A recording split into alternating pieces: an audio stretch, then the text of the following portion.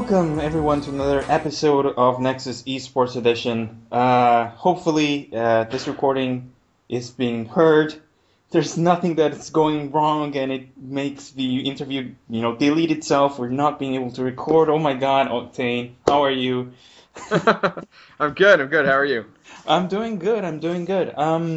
So we're here again talking about Smite, and our guest today, you heard it, is OctaneProScii or OctanePro. So before we dwell into Smite and how it is now in the esports scene, let's talk about you, Octane. Like, what's your relationship with esports? And to anyone that's listening and is wondering who is Octane? I guess my current status within the esports community is, I guess you could put me under the content provider and kind of caster category.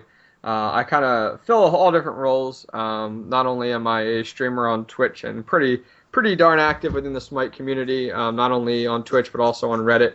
But on top of that, providing content on YouTube with a decent sized following there, and then actually dabbling in with some casting.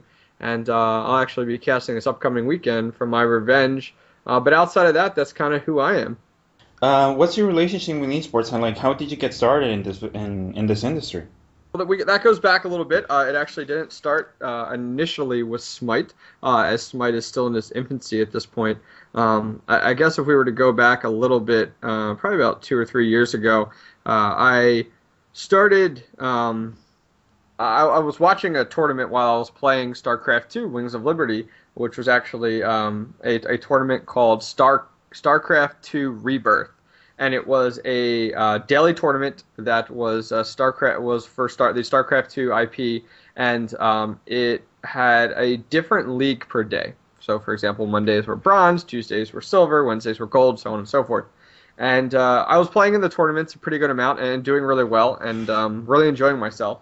And there was kind of a call out to the community of hey, we're looking for people to help volunteer and work with the tournament league in regards to help the organization move things along, manage certain casters, stuff like that. So there's an opportunity available for a pretty much stream manager position.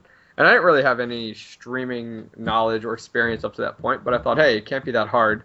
And so I started working with some of the casters and pretty much became the stream manager and did that for quite some time and really did a very nice job. It was kind of my first time doing it and I was really proud of myself there. And there was a night where we needed a caster. We didn't have a caster available. And so I said, hey, just like stream management, just like streaming, how hard could it be? And I definitely learned my lesson there first time around and casted a StarCraft 2 tournament. And really, that was my first time getting into casting. I mean, I've always had an outgoing personality and always been extremely vocal. And so that kind of introduced me into esports, was this kind of grassroots tournament and casting. And from there, I moved on after the tournament league had slowly shut down due to funding, moved on to I found a podcast called StarCast Podcast. And it was just a grassroots podcast that had a very large audio base on iTunes, but was just getting introduced into the video scene. And this was when gaming streaming was still actually on Justin.tv at that time. And I came across it, and it was really just a guy's webcam up on the screen. It was very, very young. Like the streaming scene for video games was very, very young at that time. And that's all it was just this guy up on screen. Like, you didn't even get to see the person he was talking to. It was just his face on there. And I came across it. And I watched it, and I really, really enjoyed it. And I've been following it on the audio version for quite some time. And so afterwards, I put a message out to the host of the show and said, I really love what you do, but your video portion is suffering, and I think I can do better. And they said, all right, we'll give you like a little test run. Next episode, we'll do it. And I pretty much became the producer of the show. 2 years later, still working with them. I produced the show for quite a while, but my biggest contributions there for esports was I not only was a guest on the show several times, in and out regarding esports, regarding StarCraft 2, but I became almost a public relations figure. And if you were to see my Skype list now, you would see a ton of bigwigs out there. You would see different managers and owners for different competitive teams. You would see Sundance D. Giovanni from MLG. Wow. You would see all different type of figureheads because that's who I got in contact with. I spent the time reaching out to organizations and teams teams, getting in contact with these people that I thought would be great guests for this show within the StarCraft esports community, and brought them onto the show. And they never did this before. This podcast never really had these interviews before, and it completely, skyrocketed this small grassroots show to, hey, everybody knows within StarCast, like, you know who it is. Like, they've been around for like 160 shows now, into beta. So I went from there and was playing StarCraft for a while, and then I was like, I'm kind of getting tired of StarCraft. I really love it. I still have a passion for it. I love enjoying it and watching the competitive scene. But I was like, I really go for something different. And I came across Smite one day and started playing Smite and just fell in love with it. And then I brought everything from my past. I brought the esports side and the knowledge of StarCraft 2 as I played StarCraft 2 all the way through it and saw it grow as an IP. And then the casting side.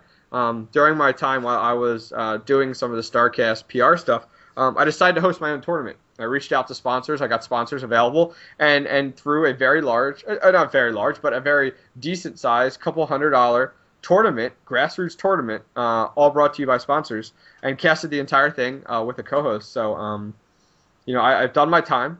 I've been in the esports scene for about 3 years now. To some figureheads, that could be nothing.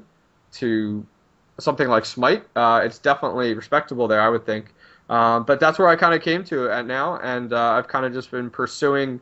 I'm not the best Smite player in the world. I'll be first to put that out there without a doubt. But I think I know pretty good about it. And when you combine that knowledge with quite a bit of casting experience, that's kind of who I am now.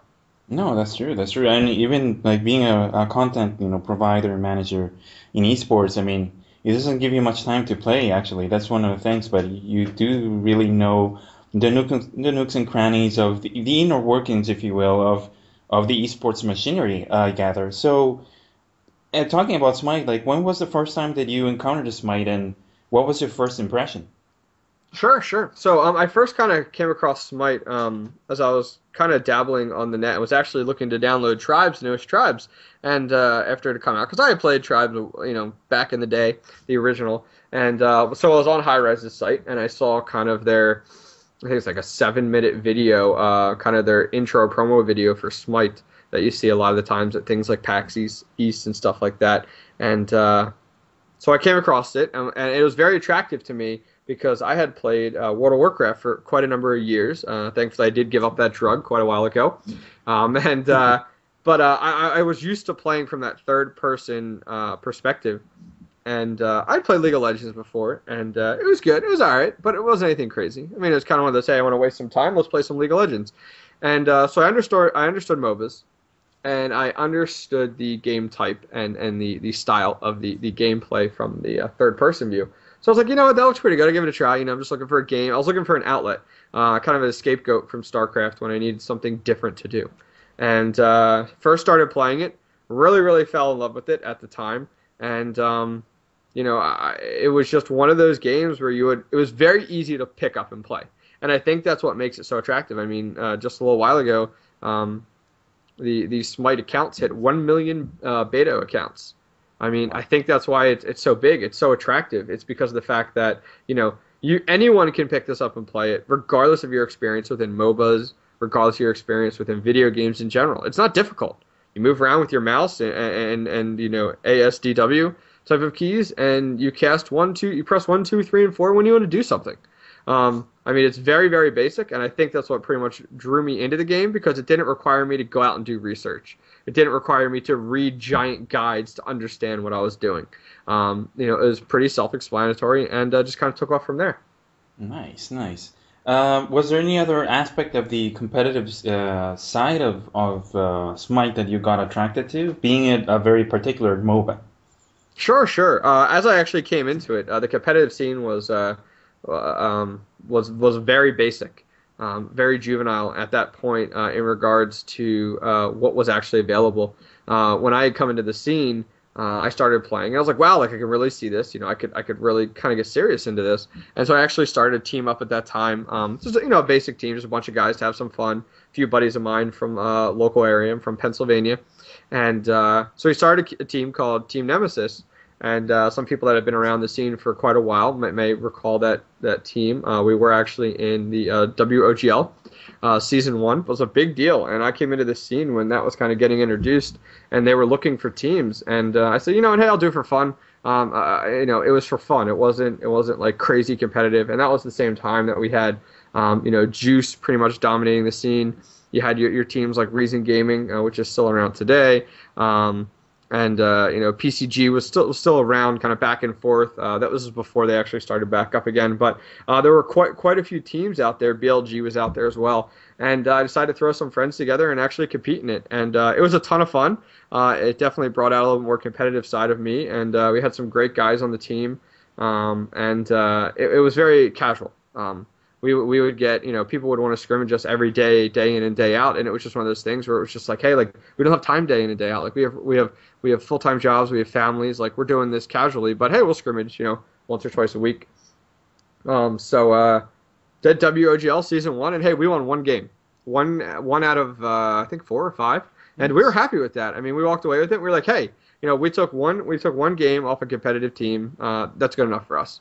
And that was kind of my introduction directly into the esports scene, and that's just kind of how I started to get in contact with a lot of these figureheads within the Smite community right now. Nice.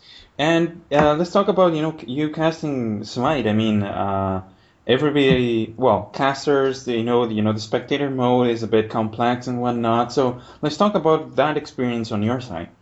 Sure. So I once WOGL ended. And I decided, hey, the Team Nemesis team is fun, but we don't really have the commitment to really do anything truly competitive. And this was when the scene after WOGL, the scene started to take off from a competitive side, and the true talent within the scene really definitely came to light at this moment.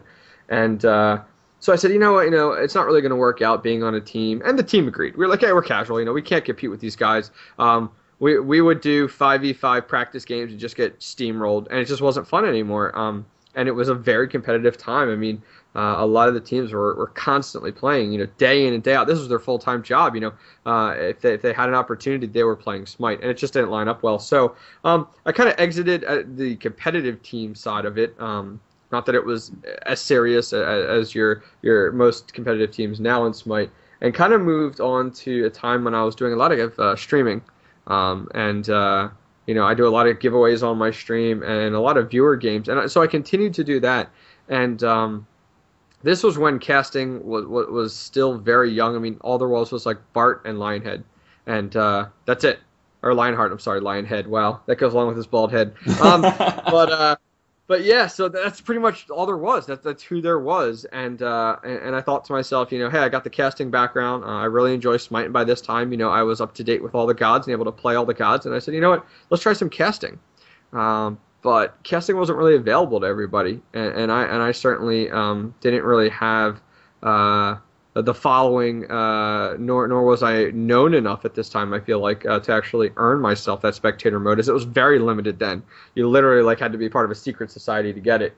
And this was just as they started to introduce replays. So I said, what, why don't I go ahead and just cast replays? That would kind of get me used to Smite and get me used to casting it. And I said, hey, how hard could it be? Right? I've done it in the past. And it was definitely an eye-opener for me. As you had talked about, there's a spectator mode, and spectator mode has undergone some significant adjustments to make things so much easier. But I started to do, I spent like hours just playing with the spectator mode, dabbling with it to see, how to handle it, how to make it smooth, what are the best angles. I didn't just want to sit above people and just kind of give that, a League of Legends view. That wasn't attractive. How was it? That wasn't very different. I wanted kind of that almost that camera angle that would catch the action perfectly, but would also catch the god movability as well, and the spells and stuff like that. So I wanted a really good angle. So I started playing around a lot with that and trying my best. If anyone catches my casting or even any of my replay casting, they'll notice. I don't sit directly above the gods 24 the entire time. I don't right click on the god and just follow that god the entire time around. I let the camera do the work. I do the work for it. So I spend a ton of time messing around with the camera angles and the different movability, and finally started doing some casting. And it was a huge difference because I came from a StarCraft 2 background where literally you would usually for casting have you and another caster, and then you would have an observer. And the casters would link off of the observer, and so the observer would do most of the movement and following the gameplay, whereas the caster would just focusing on casting. Whereas when I came into the Smite community, dual casting was like unheard of then. Like if you had a dual caster, it was like, wow, like this is crazy, like this never happens. Usually it's still right now, you still see a lot of solo casting. And that caster also is controlling the camera. And I give props out to observers from other games, especially StarCraft 2, because it's an art. It really is. Like just because you can cast doesn't mean that you can spectate properly and observe properly. And so I'm really hoping to see the Smite scene get to that point here eventually. So I casted from replays for quite a while, and that's kind of how I got my name out there. I would cast the replays, do some graphics up for them myself, and then throw it up on YouTube. And then I would make a post on Reddit. So I would record those videos, those replays, and then I would post them up on Reddit. And I would just ask for constructive criticism. I would just say, hey, I am not, Lionheart. I'm not Bart. Like, I give me some constructive criticism. And I got a ton of it. I got a lot of really good feedback. I got, of course, those typical trolls. But the majority of the Smite community was like, hey, I like what you're doing. Keep doing it. Here's some recommendation and pointers. And so I would go back, review those recommendations and do it again. And do another video and another replay. And then I started asking for replays from the community. And so I wasn't just asking for replays from, like, top teams. I was asking for replays from anybody. Anybody that was able to get, it depended on, at that time, replays were only available, which that's still kind of the case for ranked matches or any matches that have been spectated or top tier players. So I was saying, hey, if you have a replay available out there, even if you're a low tier player, send it to me. Like, because everybody loves to be in a spotlight every once in a while. And that's kind of what I was aiming for. So I started doing that. And then finally I was like, you know what? Like at this time, Hi-Rez had like a form you could fill out to apply for spectator mode. So I filled out the form and weeks went by, and I didn't really hear anything. And by that time, I actually started doing the Smite update with DryBear, which I actually did an interview with him some time ago. And we can dabble into that in another question here. But by that time, my names was much more well-known and was getting out there. And then Hi-Rez Duke approached me and was like, hey, we see you applied for spectator mode. Check your email in the next little while. And bam, there was my email. And that got me introduced to spectator. And from there, I just jumped directly into live games. I was like, all right, bam, no more replays. Let's get right into live games. And then My Revenge approached me and said, hey, we see you're a young caster when it comes to Smite, and we'd like to give you an opportunity, and we'll see how the first time goes. So I cast in a My Revenge tournament, and that was actually the tournament I broke out the Blazer, and that's pretty much what I went for the Blazer because I was like, you know what. Every esport I've seen up to now has some professionalism when it comes to casting. And I said, it's a sports jacket, pair of jeans, and a t-shirt. And I said, it gives you the casual atmosphere of gaming, but it also gives you some respect behind the game. To say, hey, this isn't just, just a crappy game along the side. We're just casting it, whatever. We're going to add some professionalism to it, what it deserves, the respect it deserves, and especially the casters. It not only gives the casters the respect they deserve as a professional, but hey, it actually shows like the people watching, like, oh wow, this is something serious. So I broke out the Blazer, and I broke out the Blazer, popped on that stream, and everyone was like, oh crap, he's wearing a Blazer. Like, this is awesome. Like, finally seeing a caster which is showing the scene the respect it deserves. And I was like, wow, like I didn't even think I would get that type of response from it. And did my first My Revenge, and they got some incredible numbers from it. Touched base with some of the My Revenge head people and said, hey, what did you think? And they were like, oh, it's awesome. Would you like to do it every week? And I was like, I can't commit to every week casting, as I do a lot of traveling, and I do have a family now. But I said, any weekend that I'm available, I will commit to it. They wanted to bring me on full time and like associate me with My Revenge directly. And I looked at it and I said, let's say another tournament comes about and they want to give me an opportunity to cast at a time that's not My Revenge. And I was like, I want to have that opportunity to cast for another tournament organization, not only My Revenge. And so I decided, you know what, I don't want to associate myself completely with My Revenge, bring on the My Revenge title and everything like that. I said, hey, I will do this as long as I can, as much as I can for you. And they agreed, and I've kind of gone from there. And so that's kind of where my kind of casting journey has brought me. Nice. I mean, it's really, I mean, it's you're the only caster that has, the suit look, the blazer, as you will, and it's a really nice thing to see. I mean, people might not think that it's a big deal, but actually, it gives you a really nice presence when casting, and it does give that air of, the professionalism, as you said.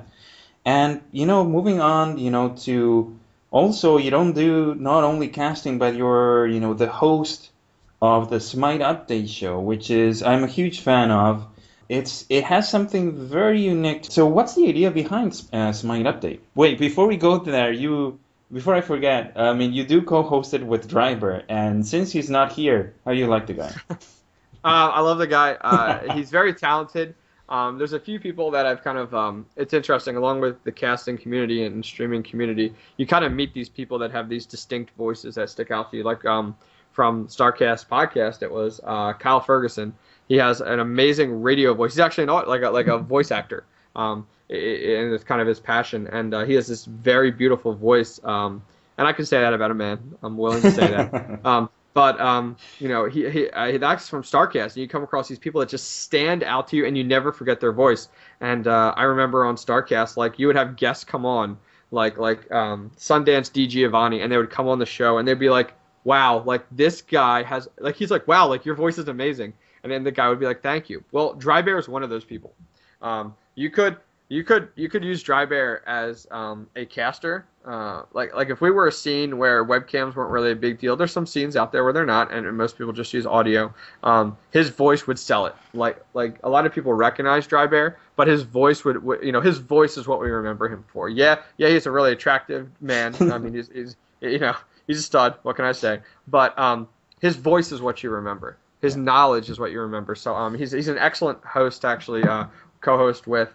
And pretty much what happened was I got into the Smite scene and was doing the casting bit for a little bit, and all of a sudden this guy came on in the scene like out of nowhere, and he started streaming on Twitch and was getting these incredible numbers. And I would watch him and be like, wow, like he's really, really good. Where does this talent come from? And where in God's name is this viewer base coming from? Like these people are just new to the game, Smite, or they're just like these diehard fans. And so I looked him up on YouTube, and that's where his follower base came from.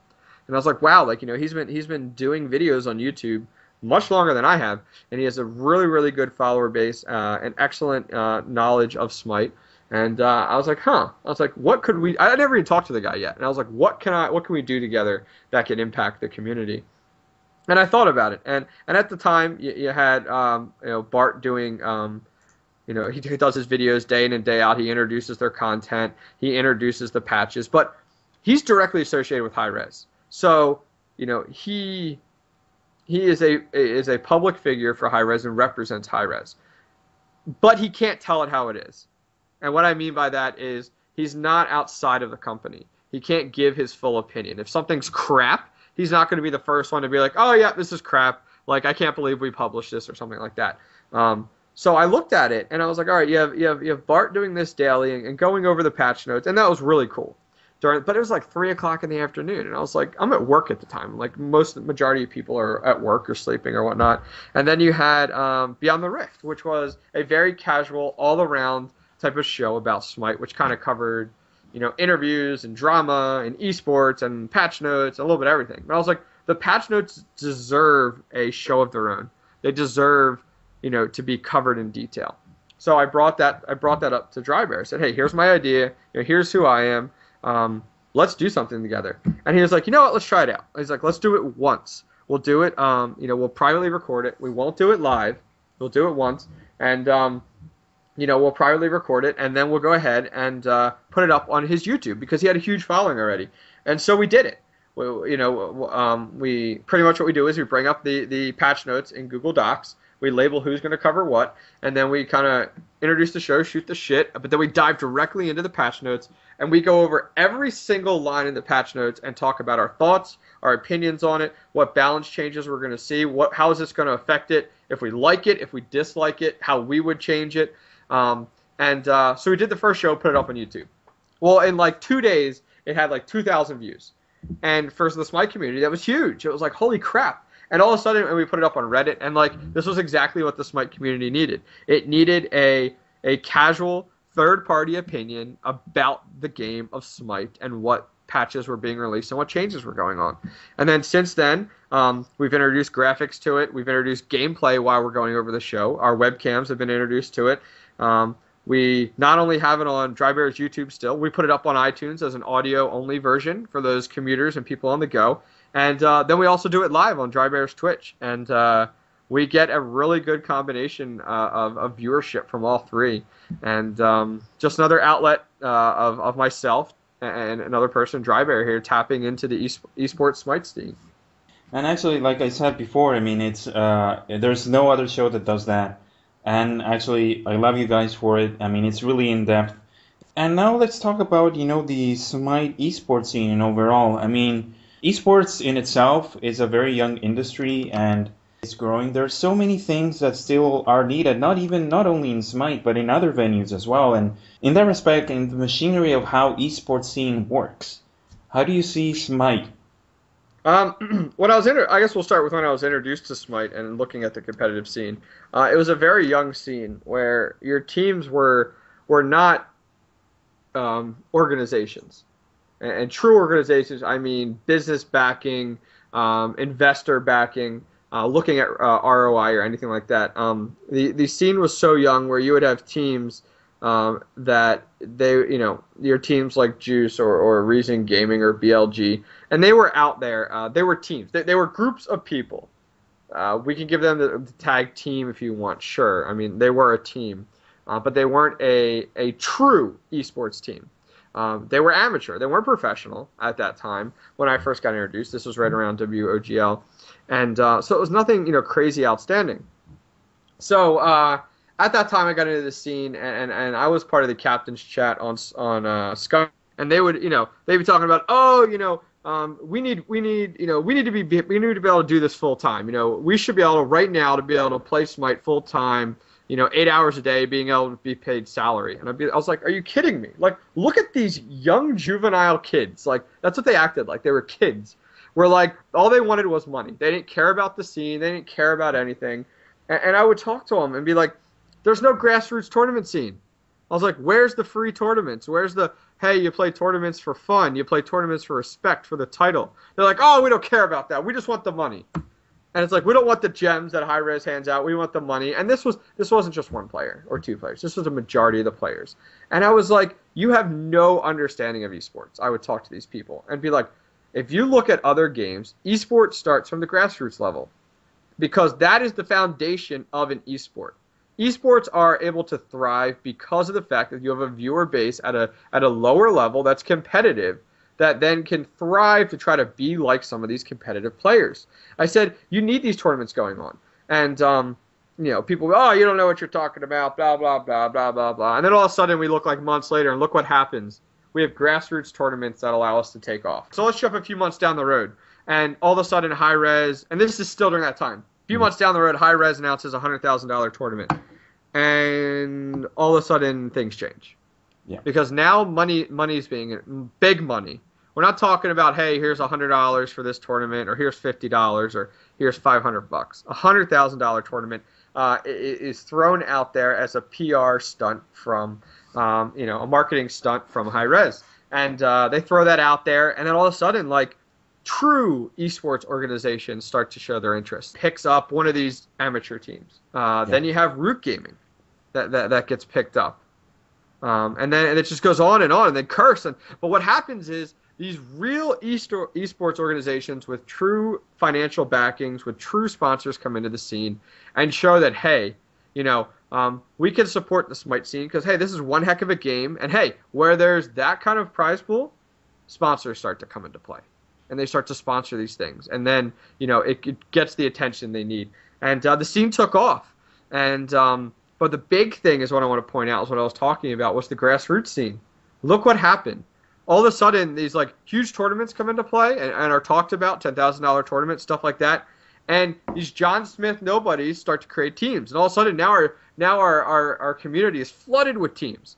I guess they call them clans now or whatever because they don't want to call them teams because, they're not a Root Gaming or they're not a Curse Gaming. Those are teams versus clan type of styles. But at the same time, you then have Hi-Rez developing the game as an esport. Because trust me, when I started playing Smite, I was like, there's no way this is going to be an esport. It's not esports friendly at all. I was like, how come? I was like, because of the fact that when I first started playing it, and you look at the game, spectator mode was barely touched by anybody. Barely anybody had it. And in order to have a successful esports scene, you need to have some type of casting going on, some type of perspective as a viewer. Furthermore, if you looked at it, there was no teams, there was no clans in game that you could put together. None of that was associated just yet, so you didn't even have that. Furthermore, like your ranked system was so skewed, it was horrible. There wasn't even team ranked. So I was like, the game is not moving in the direction it needs to. Like there was nothing, there was none of that was there. And then all of a sudden, Hi-Rez made a 360-degree turn. It's like somebody turned on a light switch and went, "Oh crap, we forgot about esports." And all of a sudden, all these things started to get rolled into the game. You had Team Ranked come into play. You had these different type of outlets and pages by Hi-Rez that would come to light that would show you, player statuses and stats and team stats and stuff like that. Then you had the teams, as I said, come into play, and clans, whatever you want to call them now. So then all of a sudden, your team tags and stuff, all of a sudden Hi-Rez makes this huge leap. So at the same time as Hi-Rez is making the adjustments in game, the scene is developing. You're seeing, a lot of money getting thrown at the scene from Hi-Rez. Now, this is all from Hi-Rez up to this point, but then all of a sudden, as I said, you have these business organizations coming in, your Roots, your Curse, your PCGs, your stuff like that, SK Gamings. So now, there's more names in the scene. And then the grassroots side, your BLG Casual starts to go on. Your My Revenge tournament comes out. Your Curse Gaming tournament comes into play. And all of a sudden, hey, you don't have to be an amazing competitive player that plays 8 hours a day to play in a tournament. So then what happens is you have these young aspiring teams looking up to these big teams like Copenhagen Wolves or Mobility Gaming. These organizations that have establishments and going, wow, that could be us someday. That's what you need to have. And that's what I was yelling at these people at months and months and months back. And I was like, it is not all about the money. It is about the organizations that develop and the culture that develops around the scene. And that's a huge thing to me. And that's what I take coming from StarCraft 2, where I played the original StarCraft and then moved into StarCraft 2 Wings of Liberty. I've seen the scene develop. Have you seen Korea? Oh my God. Video games are bigger than physical sports. That'll never be the case in the United States. But have you seen Korea? It is amazing. That, if you are into esports and you are into gaming, that is the King Kong of where you want your game to be. If you get Smite in a setup like StarCraft 2 is over in Korea, now LoL as League of Legends is very big over there. That's where we need to strive to be like. And that's what, the scene is slowly developing into. It's developing into an industry monster. And hold on to the reins and hold on to the ride, because things are taking off. Nice. What do you think is needed to, you described very nicely, how it was and how it is now, but what do you see that, it would be needed in the Smite scene for now for that to be successful? With the Smite scene now, we have Hi-Rez pretty much dishing out the large prize pools that are interested, that are pretty much bringing in these business organizations that have the financial backing. A few of them, not a lot of them, not a ton yet. We haven't seen our Dignitas get in on the scene. We haven't seen our Team Liquid or Evil Geniuses or other organizations yet. But we have a few organizations. But my concern here, and what we need to do, is look at it like this. So we just had PAX East, $10,000 tournament, was a huge marketing ploy by Hi-Rez. Was a great way to get out the word of Smite and show the video game community what Smite is.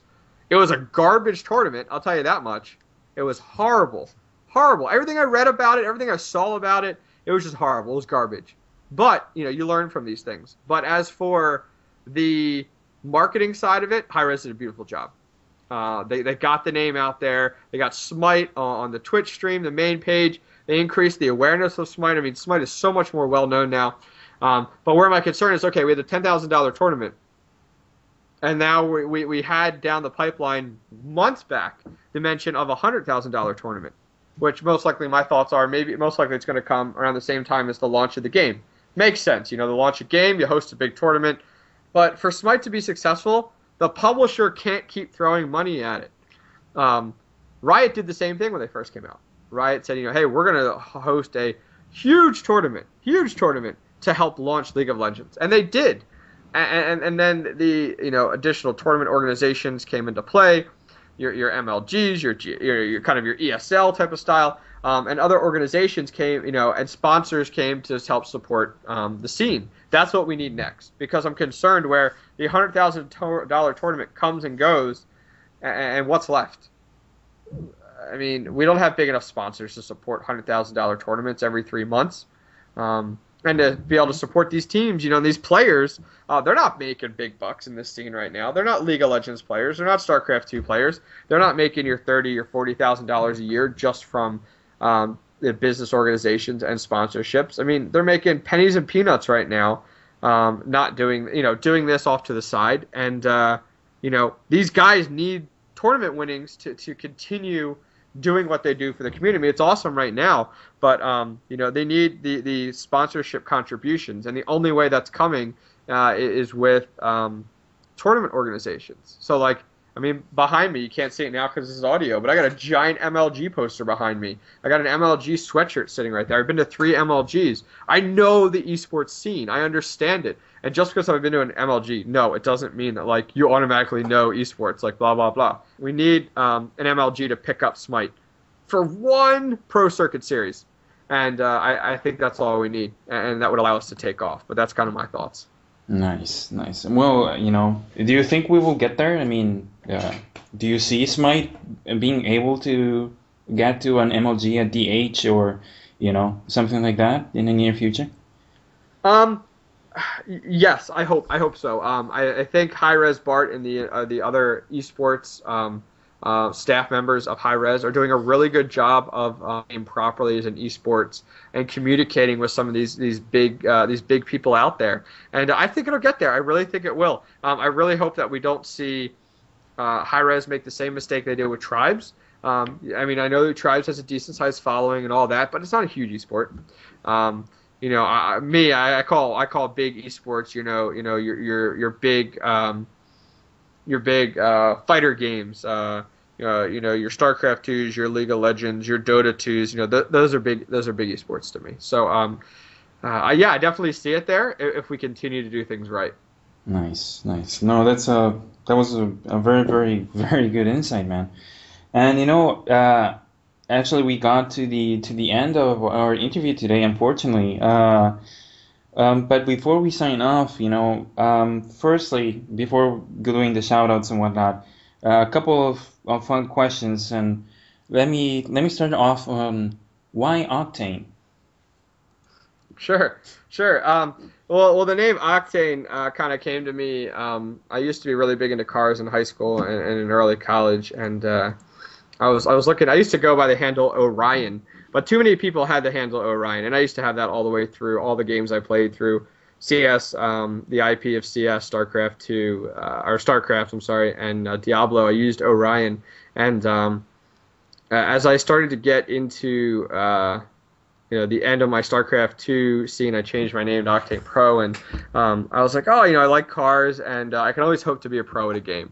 I'm not saying I am a pro, but I can always hope. So I was like, let's merge it together, and hey, it sounds good. And I took the name and started using it for a while, and then I started to stream and use Twitter, and I was like, somebody's already using OctanePro. So that's why, if you're trying to access some of my social media outlets, it's OctaneProScii, because I put the StarCraft 2 at the end, because somebody's already used this OctanePro, so I didn't have that opportunity. Oh, darn it! And yep. What if you were a god in Smite? Who would you be? Sure. I would have to say Thor. I just love Thor. I love kind of the carry type of style of where, he just jumps into a battle and does a ton of damage and then has the ability to get out so quickly and easily. I love the lore behind Thor and the storyline behind Thor. I've always been a big fan of Thor. And so I think that's who I would most connect with.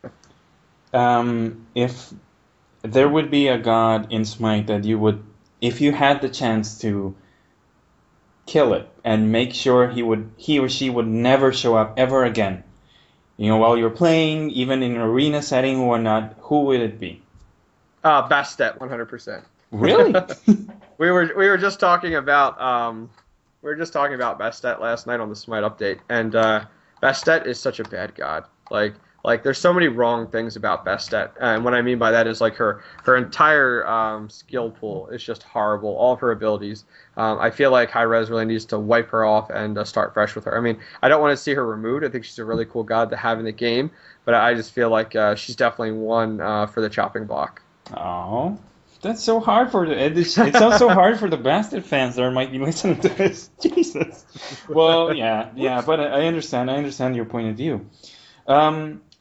And last but not least, I mean, I know you did this question before, and you did it to Bart, and I swear to you that I never heard that. I mean, it came out to me, the other day, but I gotta do this. Having High Res Bart, Lionheart, and DryBear, who would you date? Who would you marry? And who would you have an affair with?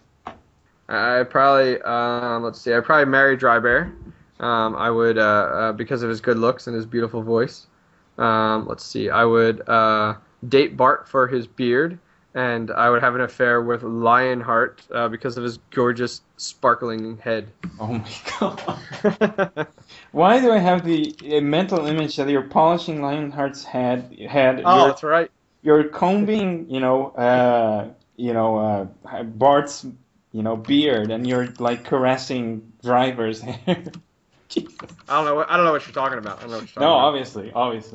Is there any shoutouts that you would like to get before we sign off? Well, just special thanks to High Res for being the publisher of such an awesome game, and continuing to listen to the community and make the changes that they have done.